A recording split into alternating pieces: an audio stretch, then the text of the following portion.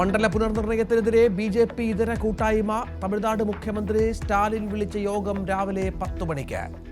മുഖ്യമന്ത്രി പിണറായി വിജയൻ പങ്കെടുക്കും. ക്ഷണിതാക്കളുടെ പേരെഴുതിയിരിക്കുന്നത് പ്രാദേശിക ഭാഷകളിൽ. കരിങ്കൊടി പ്രതിഷേധത്തിന് ബി.ജെ.പി.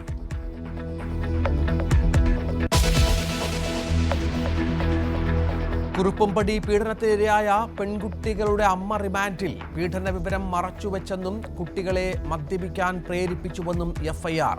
ചോദ്യം ചെയ്യൽ തുടരും. പ്രതിയെ കസ്റ്റഡിയിൽ വാങ്ങാൻ പോലീസ്.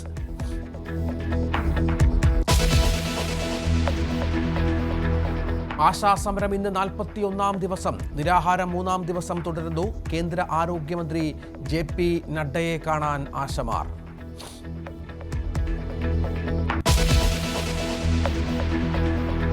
കൊല്ലത്ത് പിടിയിലായ യുവതിയിൽ നിന്ന് കൂടുതൽ മയക്കുമരുന്ന് കണ്ടെടുത്തു. MDMA ഒളിപ്പിച്ചിരുന്നത് സ്വകാര്യ ഭാഗത്ത്. തിരുവനന്തപുരം മയക്കുമരുന്ന് കേസിൽ മുഖ്യകണ്ണി ബംഗളൂരുവിൽ പിടിയിൽ. താമരശ്ശേരിയിൽ പിടിയിലായ ഫായിസ് MDMA വിഴുങ്ങിയെന്ന് സ്ഥിരീകരണം.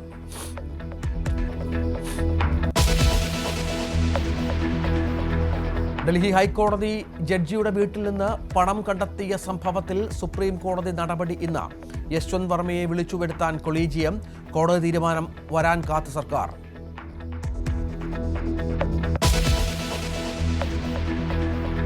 സുപ്രീം കോടതി ജഡ്ജിമാരുടെ സംഘം ഇന്ന് മണിപ്പൂരിൽ കലാപ ബാധിത പ്രദേശങ്ങൾ സന്ദർശിക്കും. കലാപ ബാധിതർക്ക് നിയമസഹായവും മാനുഷിക സഹായവും ലഭ്യമാക്കുന്നതിൽ ചർച്ച നടത്തും.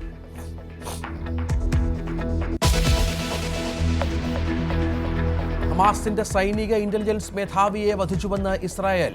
ഒസാമ തബാഷിനെ കൊലപ്പെടുത്തിയത് തെക്കൻ ഗസയിൽ നടത്തിയ വ്യോമാക്രമണത്തിൽ. പ്രതികരിക്കാതെ ഹമാസ്. 4 ദിവസത്തെ ആക്രമണത്തിൽ കൊല്ലപ്പെട്ടത് 190 കുട്ടികളടക്കം 504 പേർ.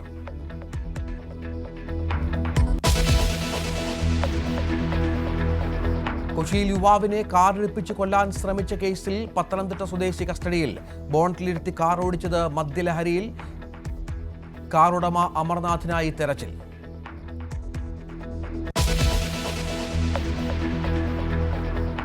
ഇനി 2 മാസക്കാലം IPL ആവേശ നാളുകൾ. 13 വേദികളിലും ബോളിവുഡ് താരങ്ങൾ പങ്കെടുക്കുന്ന ഉദ്ഘാടന ചടങ്ങുകൾ. ആദ്യ പോരാട്ടം കൊൽക്കത്ത നൈറ്റ് റൈഡേഴ്സും റോയൽ ചലഞ്ചേഴ്സ് ബാംഗ്ലൂരുവും തമ്മിൽ. മത്സരം ഈഡൻ ഗാർഡൻസിൽ.